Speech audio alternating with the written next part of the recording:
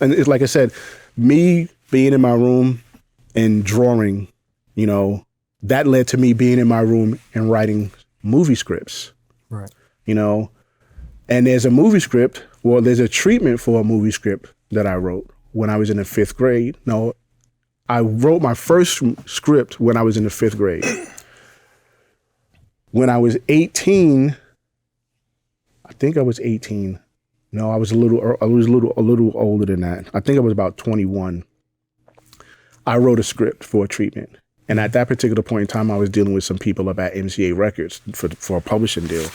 And it was handwritten. I had drew the cover of what it was, the title, everything was there. And I said, well, this guy, he believes in me enough. He's going to give me a publishing deal. Let me give him this script, see what he thinks about it. I give him the script. Now he's not accepting any of my phone calls anymore. Oh, yeah, we had a meeting and I don't think we're going to go through with the publishing situation. Oh, okay. I totally forgot that I gave him the script. A couple of years later, a movie comes out. I'm not paying attention. Me and all my boys, we go to the movies. We all can't wait for this movie to come out because we heard so much about it. We watch the movie. I'm sitting there, I'm oblivious. I'm not paying attention. It wasn't until the movie actually came out on video and I went and I rented it and I watched the movie by myself. So that would be the second time. That's the second time I watched it. There's no distractions. Mm-hmm. Just me watching the movie. I was like, oh, wait a minute.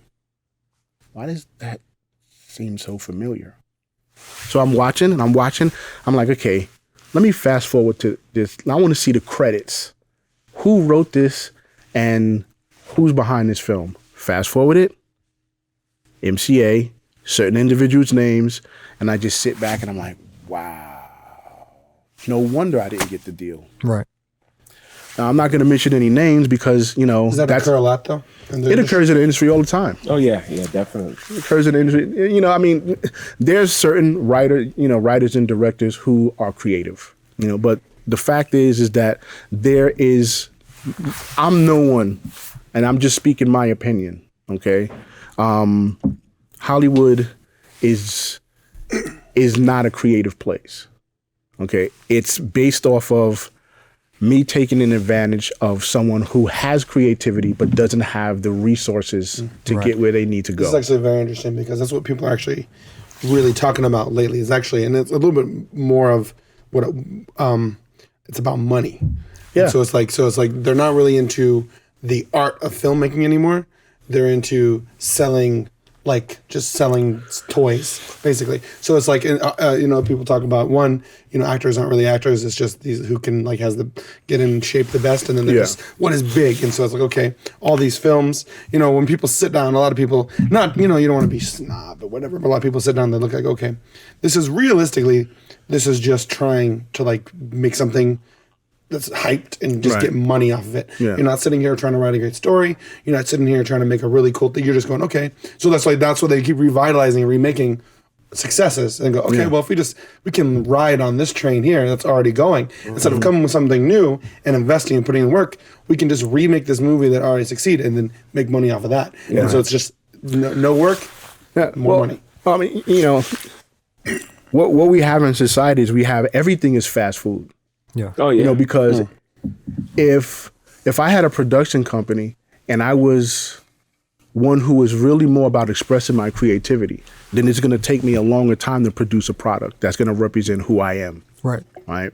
But if I know that I have to pay these people and I have $1 million home and I got taxes and in order for me to keep driving my Porsche, okay, then I have to turn it over. Right. Yep. So what I'm going to be willing to do is I'm going to be willing to sacrifice certain things so that I could keep the finances coming in. Right.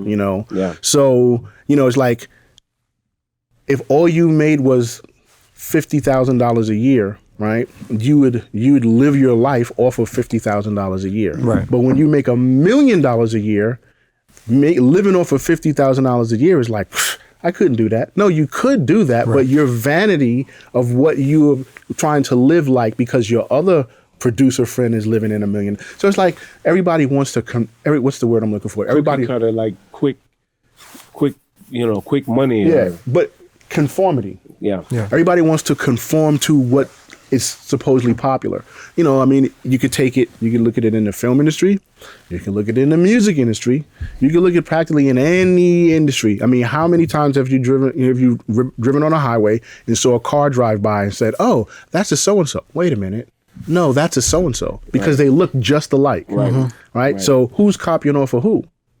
But again, you're talking to a person who doesn't go hanging out with kids on the street. Right. You're talking to somebody who's totally comfortable with being in a house and discovering on his and own. discovering things on my own. So it's like I'm not allowing myself to be programmed by what I'm hearing. Right. Right. So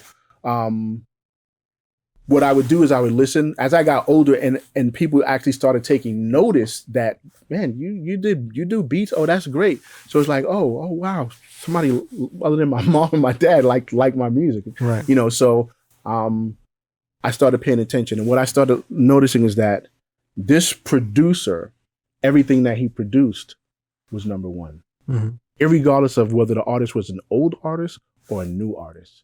This guy produced it. It was on the radio. This guy comes out, he does something, it's on the radio. You mentioned someone, India.Arie. Mm-hmm. Yeah. Now, during the course of time, because I liked India.Arie, during the course of India.Arie's album coming out. So if I could kind of let everybody know what we said a little bit off camera, was that for me, and this kind of goes back to what we were talking about earlier on in the conversation, which is when an artist is able to like find themselves and find their groove, even though they might not be initially as they might not pop off as quickly as certain other artists.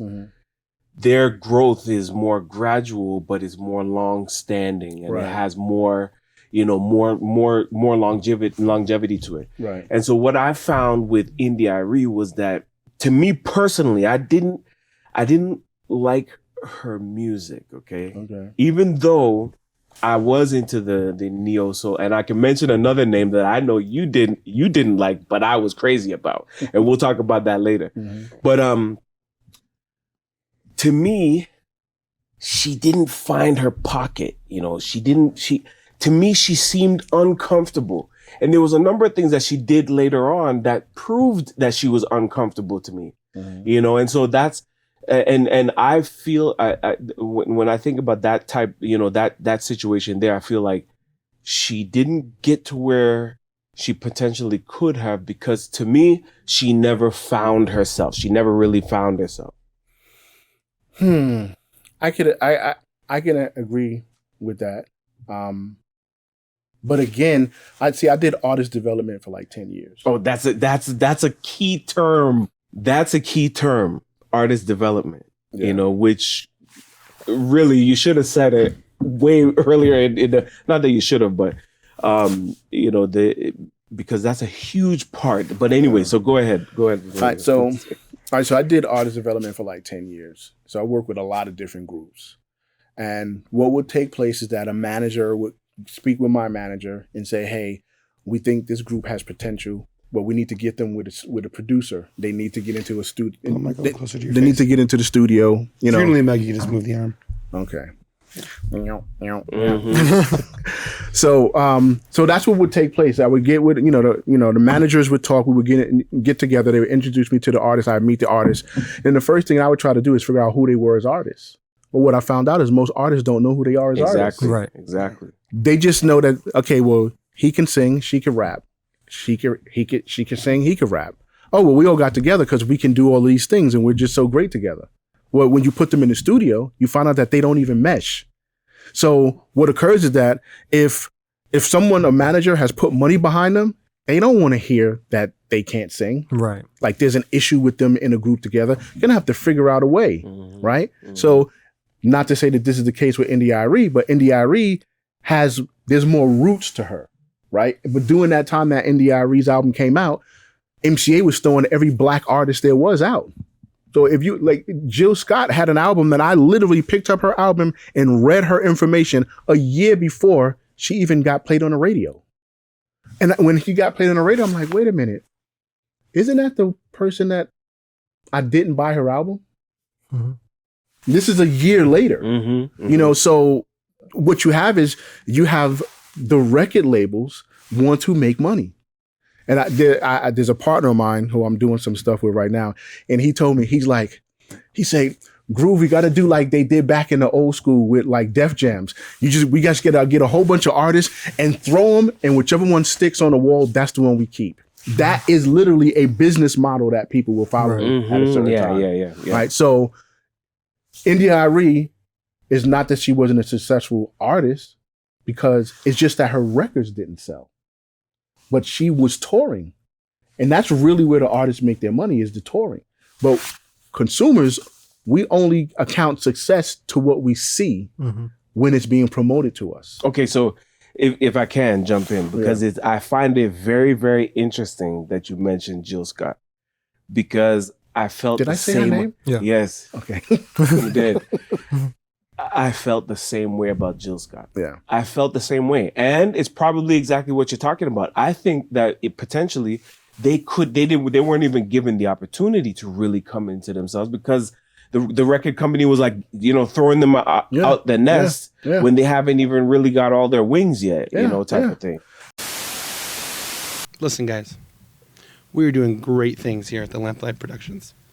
And you can be a part of it for the low price of $0 and 0 cents. Because all you got to do is subscribe. Ring the bell. Ding dong. You can't go wrong. Or don't. It's a free country. Do whatever you want. Though I don't know how you can live with yourself.